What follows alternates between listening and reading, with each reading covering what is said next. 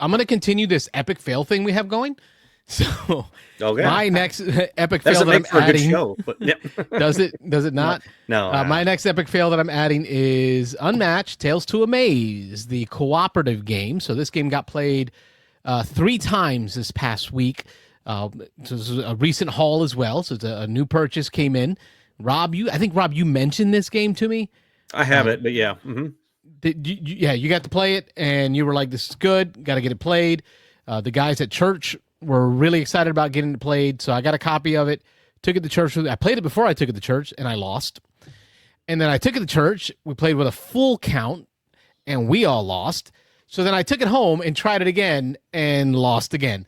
There you go. So I'm shooting, batting 0. 0.00 For Unmatched Tales to Amaze. It is the cooperative version of Unmatched. Unmatched is a 1v1 or 2v2, I would say, card-based, not a miniatures game in a sense. There are minis, but it really doesn't matter. Skirmish battler, but it's all cards instead of dice, so there's a lot of decisions to make.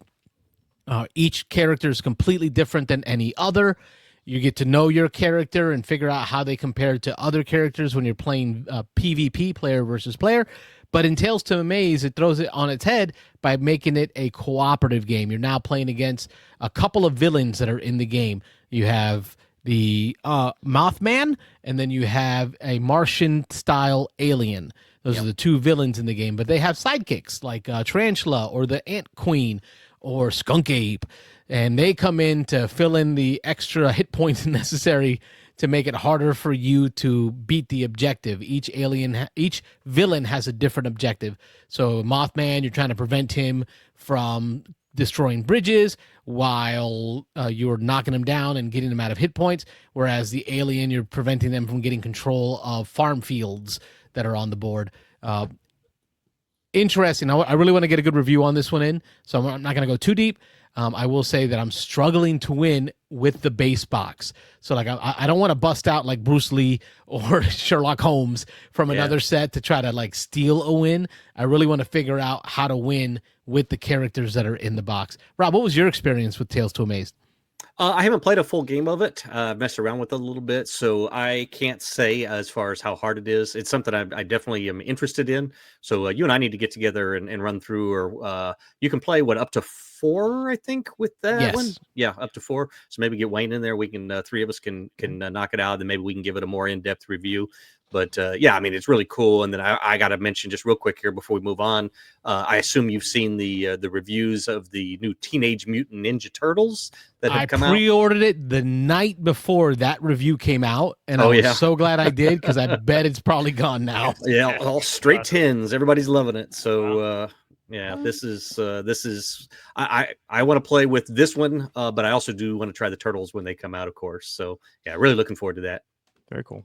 Turtles I will have. So I did pre-order the Turtles. So I'm looking. I bought both at the same time. I pre-ordered the Turtles at the same time that I bought the Tales to Amaze, knowing that the Tales to Amaze would make it for me in time for church, and it did.